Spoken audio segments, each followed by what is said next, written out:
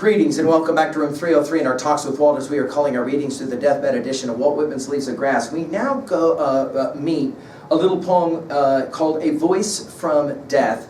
This is poem 22 of the 31 of Goodbye My Fancy Cluster, and we are obviously coming to the very end. These are the final poems of Leaves of Grass. This is a fascinating poem because it is another theodicy, the last of our big five. That is to say, why must there be terrible things that happen? Now, typically, the terrible thing that Whitman's focusing on is the great and tragic war. But this is a poem that will memorialize 2,200 people lost when a dam collapsed in Johnstown, Pennsylvania, the 31st of May, 1889. In other words, a quasi-natural disaster. I mean, when a dam bursts, it's hard to call it a fully natural disaster, but it came about because of some terrible torrential rains, as we'll get into. And Whitman is going to deal with this tragedy. And this will be, again, a theodicy to try to explain, as we've said many times for Whitman, to not ask, why did this happen to us, but rather, why did this happen for us? That's going to be a tough question in a poem like this. Now, our assumption is that you've been following our stuff at learnstrong.net, down that left-hand side, Talks with Walt, and that you are privy already to our introductory comments for Goodbye My Fancy. We just finished with the poem Osceola.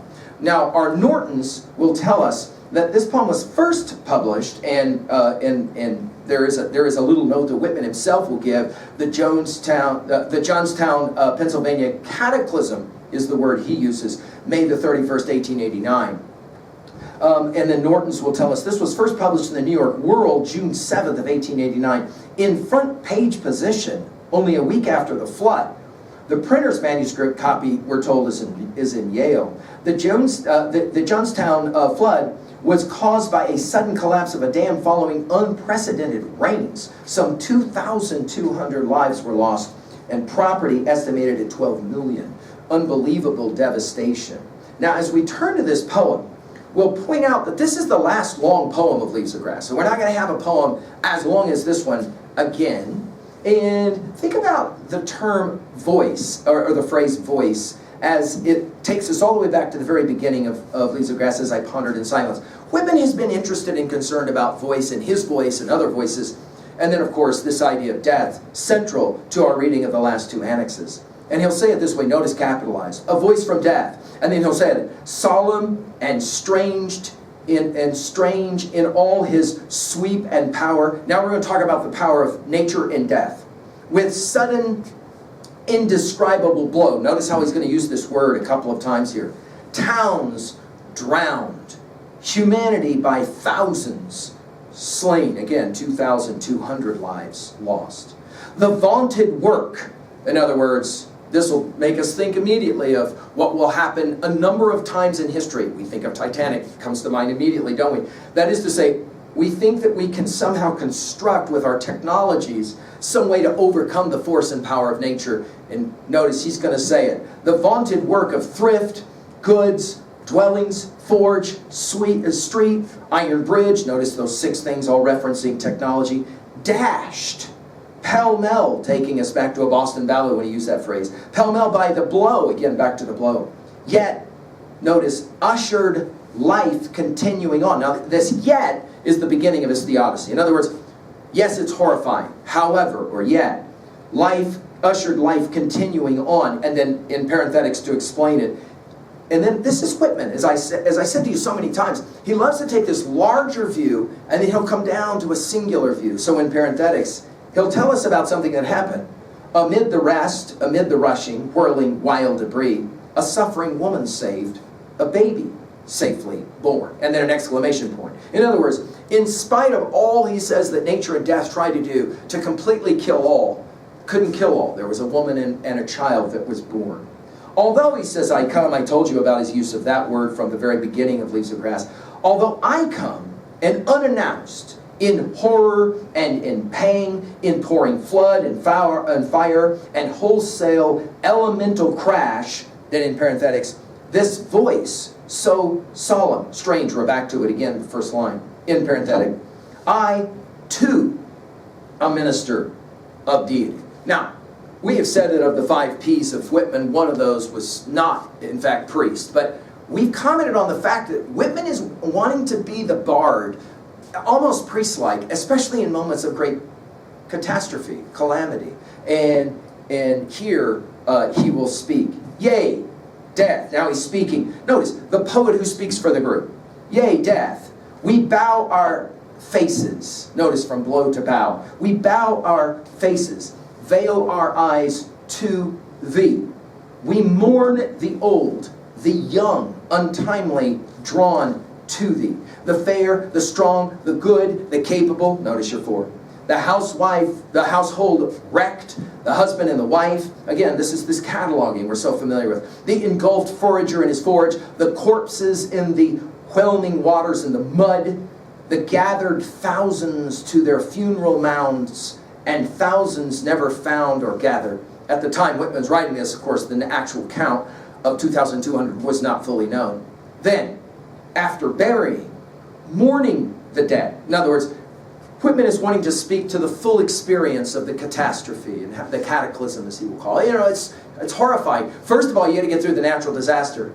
You got to, of course, take care of all the lost, and then you got to begin to try and figure out how you're going to put your life back together. Then, after burying, mourning the dead, and then in parenthetics, faithful to them found or unfound, forgetting not, bearing the past here, new musing, in parenthetic. In other words, this is a whole bunch of what Leaves of Grass is about.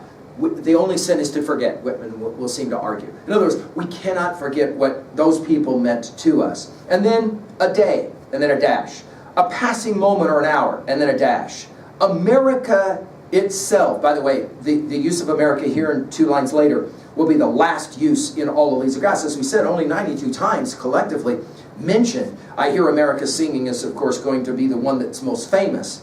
And this will be the last time that the word America gets used here. America itself bends low. In other words, Whitman wants to argue that in spite of the fact of the war, in the end, we are one people. And when something tragic happens in one part of America to Americans, all other Americans are somehow going to feel the effect. Notice, America itself bends low. Silent, resigned, submissive. Notice again his trinities. And then war, death, cataclysm, as he will have used the phrase in his little note. This is the only use of that word cataclysm. Like this, America, take deep to thy proud, prosperous heart. Now this is the theodicy. In other words, okay, something terrible has happened. However, it didn't happen to us. It happened for us. Although it did happen to us, more importantly, it happened for us. What are you talking about? You can imagine there are going to be a whole lot of people who are going to ask Whitman, are you serious with me right now? Now, of course, this kind of questioning, it's the question of Voltaire in the famous, earthquake. We've spoken about that elsewhere at Learnstrong.net. It's that question of why must there be terrible things that happen that seem to be completely natural. Now listen, even as I chant, now we're back to chanting or singing, lo, out of the death, out of ooze and slime, the blossoms rapidly blooming. Think about the power of this imagery, given that the title of this collection of poems is Leaves of Grass.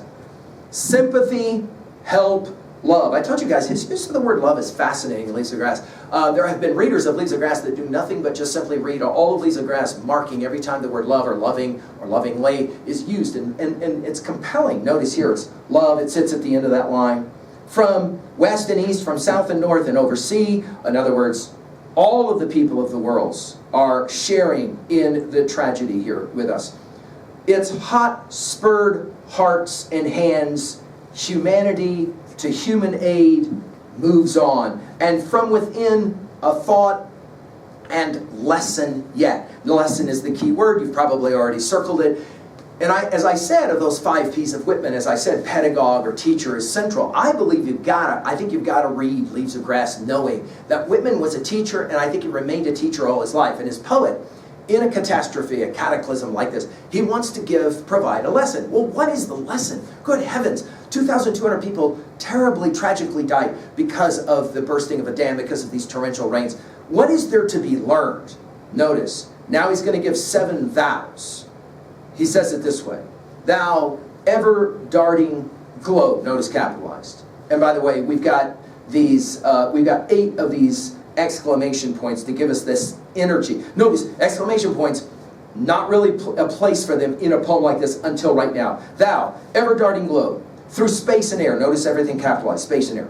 Thou, waters that encompass us. Notice the irony of this, because it will be waters that in fact did encompass them. He's channeling here biblical phrases as well that his readers would understand. Psalm 18:4, Psalm 88:17. You can go to run those to ground and see that readers of the Bible, and of course that would be most of Whitman's readers of the day, they would immediately recognize he's almost like prophetic here, trying to play that prophetic role, the bard role. Thou waters that encompass us, thou that in all the life and death of us, in action or in sleep, thou laws invisible. Now obviously he's talking about nature in this thou, right?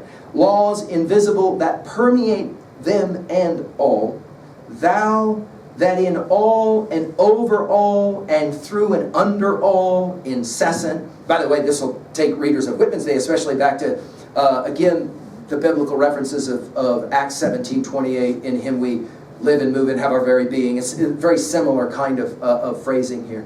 Thou that in all and over all and through and under all, incessant, thou, and then he stacks it, thou, the vital, universal, giant force, resistless, sleepless, calm. Again, we're back to the three.